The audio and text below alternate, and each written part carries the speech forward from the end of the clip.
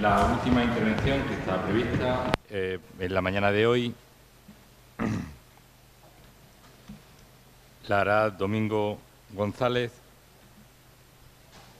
Él hablará de instalaciones híbridas de alta eficiencia energética, uso y aplicación de energías procedentes de fuentes renovables en edificación, que es un tema complejo y seguro que en 30 minutos no es posible exponer, pero que estoy seguro que nos va a dar claves suficientes para irlo entendiendo. Él es ingeniero técnico industrial, tiene una enorme experiencia, yo creo que nos hemos conocido en muchos foros y hablando de distintos procedimientos y distintos sistemas. Es el director de proyectos, presupuestos y direcciones de obra de Petrol, responsable técnico en la promoción y prescripciones en Unitubal, en la zona centro, es profesor en distintos másteres, tanto dentro de la Politécnica, en concreto en la Fundación Escuela de Edificación, lo fue dentro de la UPM, también ahora en la UPM, en otras instituciones. Sin más, gracias. Sí. Gracias Ricardo por tu amable presentación. Buenos días a todos y además, bueno, en primer lugar quiero agradecer a la organización por la oportunidad que me ha dado un año más de estar con todos ustedes en este congreso. Agradecer, felicitar también a los integrantes de la organización por el éxito que ya han alcanzado. Agradecer a ustedes la presencia, además en una hora que yo creo que el estómago nos dice que debemos estar en otro lugar, y también agradecer a los que nos siguen en diferido, en directo y en diferido. Bueno, mi presentación voy a tratar de, aunque es bastante voluminosa, voy a tratar de ajustarme al horario y les pido disculpas por lo rápido que voy a tener que pasar por alguna transparencia, alguna pantalla. Con el título de híbridos, yo lo que pretendo es explicar unas instalaciones de alta eficiencia energética con dos premisas. Una, utilizar elementos que son tradicionales, con la más alta tecnología y calidad, y otra premisa es que conseguir que las instalaciones sean sencillas, fáciles de usar y fáciles de mantener. Sin más preámbulos, bueno, pues el índice que pretendo es este. En esta transparencia quiero expresar que lamentablemente la Unión Europea depende mucho de energía del exterior. Esto nos hace menos competitivos, pero España aún depende mucho más. Estas cifras pueden variar en el tiempo ligeramente y la comunidad autónoma, desde luego de Madrid, aún más. Tenemos que contribuir al Plan 2020-20 con el sector residencial y terciario, ahorrando una cantidad de energía. Y, bueno, pues por supuesto no podría ser si no consideramos la vivienda existente, la rehabilitación de los edificios, que además es nuestra asignatura pendiente en este país. Yo no me canso de presentar esta pantalla, porque además es el resumen de todo lo que debemos hacer. Es el origen, esta directiva, de todos los cambios legislativos de la pasada década. Y indica que el consumo es igual a la demanda dividido por el rendimiento estacional de las instalaciones. Si tenemos que reducir el consumo, lo primero que tenemos que reducir es el numerador, es decir, tratar el edificio, reducir su demanda. Por supuesto, en el denominador tenemos que conseguir el rendimiento estacional, es decir, el concepto rendimiento estacional, lo más alto posible. En esta década aparecen otras directivas, una ya medio famosa, que es la 2010/31, del 19 de mayo del 2010, que va a provocar el cambio legislativo total en esta década. Ya el cambio del Código Técnico de la Edificación, modificaciones del RITE, actuar sobre edificios existentes, etc. En este gráfico nos indica en las barras altas lo que consumiría por término medio un edificio que no cumpliera el Código Técnico. Las siguientes barras es lo que consume un edificio que cumple el Código Técnico. La tercera y más pequeña es alcanzar una calificación A, y lo que nos exige esta directiva, con el título genérico edificios con consumo de energía casi nulo, es aún más exigente que una calificación A. La Unión Europea tiene unos instrumentos Estos instrumentos afectan a los edificios, medidas pasivas, a los sistemas, a las instalaciones, lo que llamamos medidas activas, y otros instrumentos que afectan al uso, gestión energética, etcétera, etcétera. Bien, desde el 2005 están debatiendo los países de la Unión Europea para alcanzar unos acuerdos y unos rendimientos estacionales sobre los sistemas. Esta ERP parece ser que ya es definitiva y en un momento va a ser aprobada. Aquí nos indica a la izquierda el rendimiento respecto a la energía primaria que deben tener los sistemas que utilicen energía convencional. Alcanzar esos rendimientos respecto a la energía primaria a plena potencia de carga parcial no lo vamos a poder conseguir si no son con aparatos de condensación, además de calidad, es decir, trabajando a media baja temperatura durante todo el tiempo de funcionamiento. En el medio y a la derecha hablan de las bombas de calor o aparatos que utilizan energía eléctrica. Si se dan cuenta, las exigencias, precisamente por utilizar energía eléctrica, son respecto al rendimiento y respecto a la energía primaria, son aún más exigentes. De estos detalles vamos a hablar. Por supuesto, todo lo tenemos que conseguir sin detrimento del confort.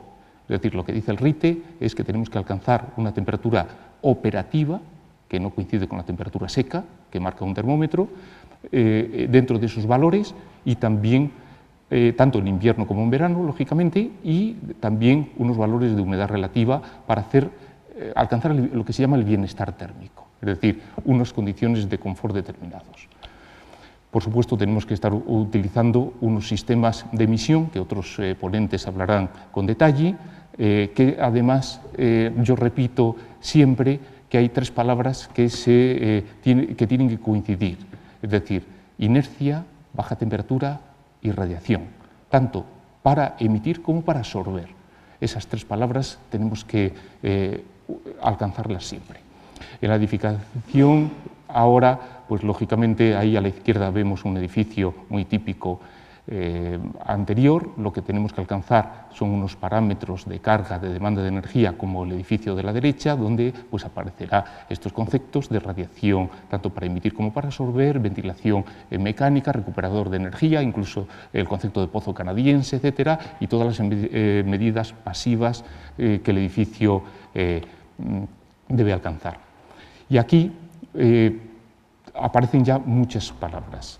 Por supuesto, si estamos hablando de combustibles convencionales, tenemos que utilizar un combustible que se define como combustible limpio, es decir, el gas. El gas está considerado de esta forma porque la relación entre el carbono y el hidrógeno es la mejor posible. En su combustión, para la cantidad de energía útil que aprovechemos, nos va a emitir menos derivados del carbono, es decir, dióxido de carbono, el causante del efecto invernadero, etcétera. Pero, por supuesto, tenemos que combinarlo con energía procedente de fuentes renovables. Cada grado centígrado que ahorremos de temperatura seca, lo que nos marca un termómetro, va a suponer aproximadamente un 8% de energía, con lo cual es una cantidad importante alcanzar ese confort, esa temperatura operativa, con la mínima cantidad de temperatura seca posible. Y, repito, inercia, baja temperatura y radiación. Desde luego hay edificios donde el uso las 24 horas, la calefacción es mucho más efectivo, y tenemos también que considerar que el transporte de la energía térmica es caro, hay muchas pérdidas, con lo cual tenemos que reducir las pérdidas por distribución y equilibrados al mínimo posible. En cuanto a generadores de alta eficiencia energética, bueno, explicar simplemente, esta es la fórmula de la combustión del gas natural. Conseguimos un calor, pero nos provoca unos contaminantes determinados que debemos reducir, y gastamos una cantidad de energía importante para transformar el agua que genera la combustión en vapor y en forma de gas expulsarlos al exterior. Bueno, pues como la palabra indica, los equipos de condensación son aquellos que, antes de que se escape esa energía por la chimenea, dentro del hogar se transforma de vapor a líquido y aprovechamos todo ese calor que se llama calor latente de vaporización. Es decir, esa es, digamos, la máquina que denominamos caldera de condensación, que además procede del año 73, quiere decir que no es ningún aparato nuevo ya, aunque en ciertos países se empiece a conocer ahora. El rendimiento instantáneo de estos equipos, tanto cuando trabajan con radiadores, unos equipos que ahora explicaré lo que son autoadaptativos, alcanzan rendimientos importantes sobre el poder calorífico inferior, que es alrededor del 104%, y por supuesto con sistemas por radiación, lo que llamamos suelo radiante, normalmente por agua, alcanzan rendimientos del 108-109 sobre el poder calorífico inferior, insisto.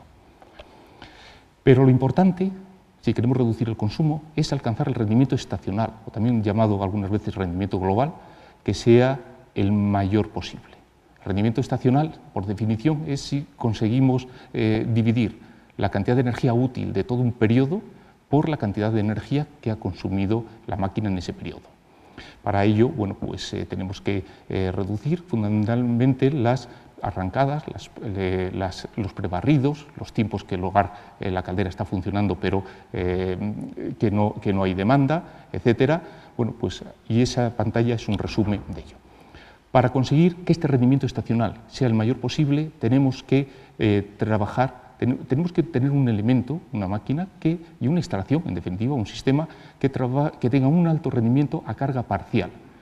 Como vemos a la izquierda, la curva de arriba, que es la curva típica desde máxima potencia a mínima potencia de una caldera de condensación respecto a una caldera de baja temperatura, que es la curva intermedia, o una caldera estándar, que es la curva de abajo, cuando está trabajando a carga parcial, es decir, a poca carga, porque la vivienda demanda menos carga, pues el diferencial de rendimiento es verdaderamente importante. ¿Por qué trabajamos en las viviendas a carga parcial? Estas son las curvas típicas de un año en el Retiro, en Madrid. Vemos que la línea de trazos es la línea de temperatura mínima exterior de cálculo.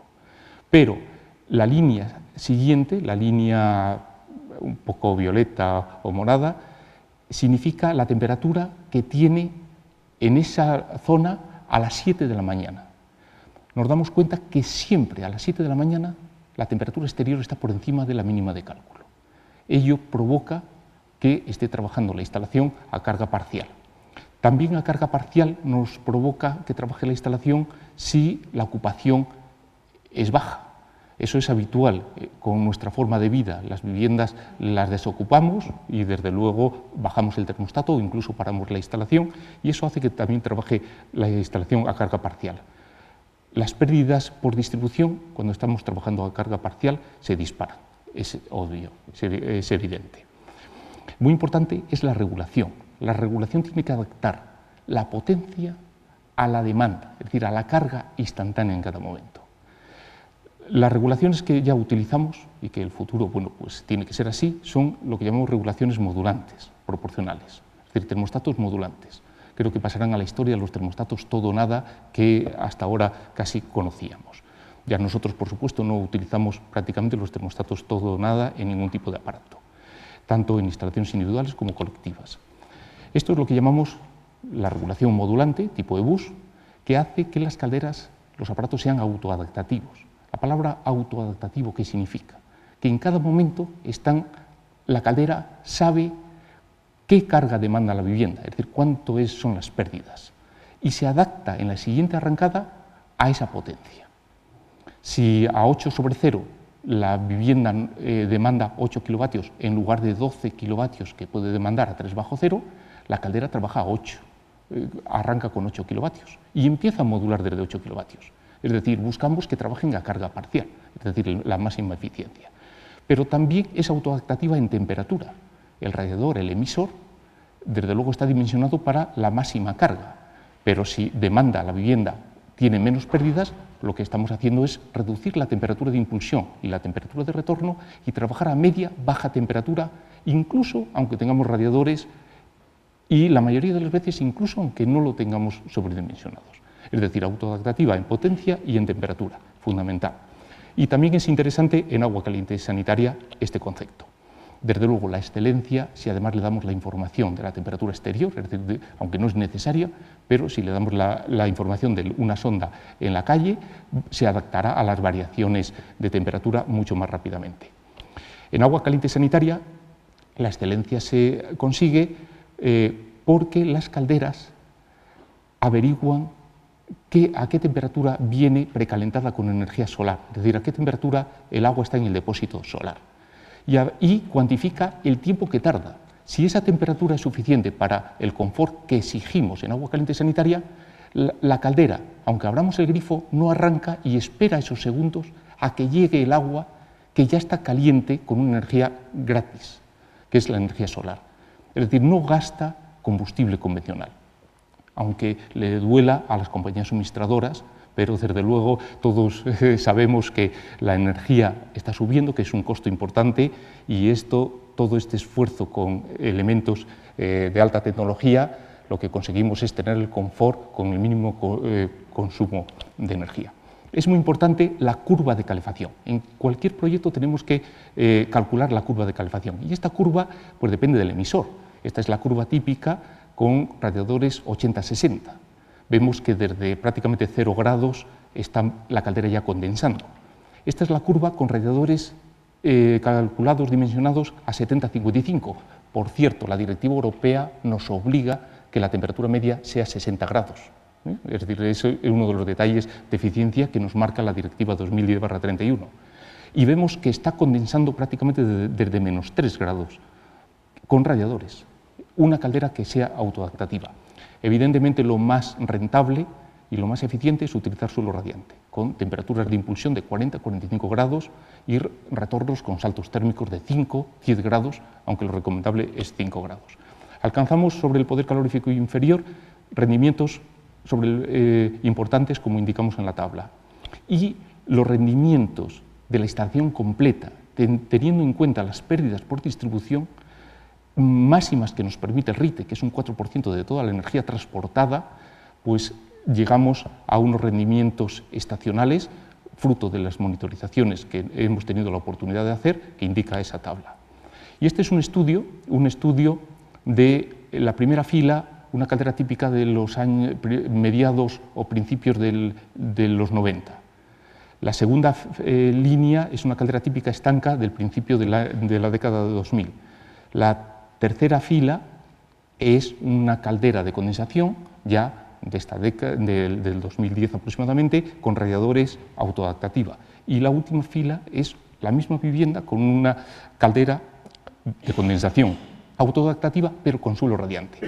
Vemos en acumulado los ahorros de energía, en color ese amarillo pálido. Y en azul vemos el acumulado el ahorro de energía al costo de la tarifa en el 2011. Pues vemos que son cantidades importantes con la mínima inversión. Ahora vamos a hablar del concepto de aerotermia. Por supuesto, no me puedo extender en lo que es una máquina frigorífica. Se supone que todos ustedes lo saben, y una máquina frigorífica, por definición, es aquel artilugio que es capaz de trasladar energía de un foco a menos temperatura a otro foco a más temperatura. Es decir, utilizando un ciclo termodinámico, el ciclo de Carnot. La bomba de calor es el mismo ciclo, pero que puede dar calor o quitar calor, invirtiendo ese ciclo. Los rendimientos, el concepto es el mismo, instantáneo, estacional, rendimiento respecto a la energía primaria.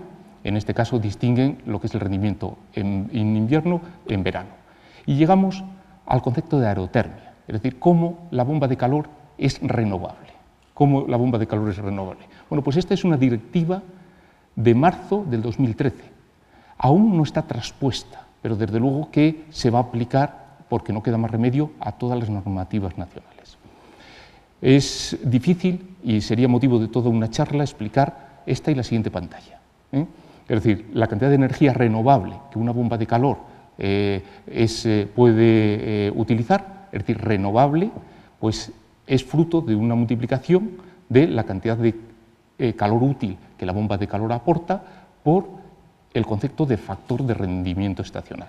El factor de rendimiento estacional, como sigo indicando, bueno, pues mínimo tiene que ser estacional de 2,5 de COP, y desde luego este rendimiento estacional depende de un valor que se ha establecido en la Unión Europea, que es el valor de rendimiento que tiene la energía eléctrica medio en la Unión Europea, dato de Eurostat, que significa 45,5% de rendimiento de generación eléctrica.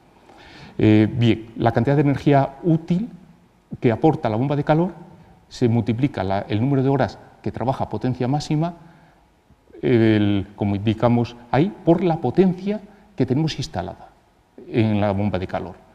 Y estos datos, es decir, el rendimiento y el número de horas, va a depender de tres factores.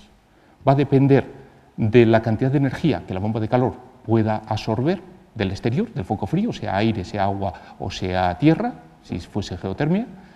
Va a depender también del sistema, de la distribución, no es lo mismo distribuir agua que distribuir aire, por la inercia precisamente, y va a depender de la zona. Y Europa la divide en una zona fría, una zona cálida y una zona media, es decir, fría, media y cálida. Y los valores de número de horas, en función del tipo del sistema y el rendimiento, nos lo indica en esta directiva, en esta tabla. Con lo cual ya sabemos cómo cuantificar la cantidad de energía renovable que aporta una bomba de calor. Hasta ahora no lo podíamos considerar renovable. Y aquí llegamos al título de mi ponencia, híbridos. ¿Qué es un híbrido? Pues un híbrido no es ni más ni menos que utilizar distintos sistemas con distintas fuentes de energía que, con una regulación inteligente, decimos cuál debe trabajar en cada momento para que el rendimiento, la eficiencia, las emisiones y sobre todo el costo de la energía sea el menor para el usuario. Ese es el concepto. Y se puede combinar de muchas maneras, con muchas fuentes de energía, prácticamente con toda. El utilizar una bomba de calor y una caldera de condensación en la misma instalación, pues ¿cuándo será más rentable un sistema u otro? Pues depende de ese punto que llamamos de bivalencia, el punto de corte. A la derecha será más rentable la bomba de calor. En esta zona, y una instalación por suelo radiante, para calor y frío, para climatizar, aproximadamente puede ser 6-7 grados de temperatura exterior, lo que denominamos un COP estacional prácticamente de 3. Y por debajo de esa temperatura es más rentable la caldera de condensación a gas a baja temperatura. Con lo cual, bueno, pues en cada momento automáticamente se utilizará una u otra con ese fin. Aquí lo vemos en una pantalla mucho más gráfica. Podemos alcanzar, respecto a algún tipo de instalación, ahorros del 60 y hasta el 70%, reales. Están monitorizadas muchas instalaciones y lo hemos contrastado y comprobado, si no, no me atrevería a transmitirlo.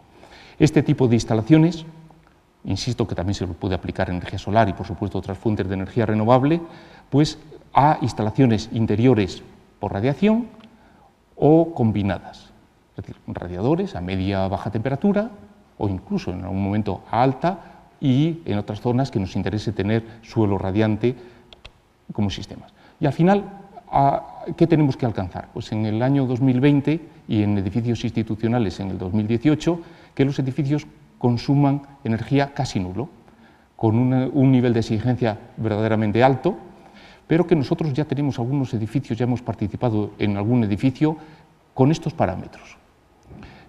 Funcionando desde el mes de junio, estoy esperando a llegar todo un periodo, junio de este año, comprobar si los resultados de consumo de energía son los previstos y luego ya divulgarlo. Es decir, se puede pues con un cierto esfuerzo, por supuesto, ¿no? Y bueno, pues esta es un poco la ponencia. Yo creo que, no sé si Ricardo me habré alargado mucho, pero bueno, pues insisto en agradecerles vuestra presencia aquí y que, bueno, pues en horas un poco intempestivas. Muchas gracias. Con todo el temario que había, ¿no? Agradecerle a Domingo la concisión de lo que ha estado comentando. Le conozco desde hace tiempo y sé que se habrá tenido que morder la lengua para no seguir hablando de alguna de las cosas que ha estado aquí comentando y invitarles a la jornada que se mantendrá mañana a partir de las 9:15 con 2 sesiones y un intermedio. Muchísimas gracias por su participación. Si hay alguna pregunta, es mejor que la trasladen al foro para no alargar más quizás la espera del resto. Muchísimas gracias. Hasta luego.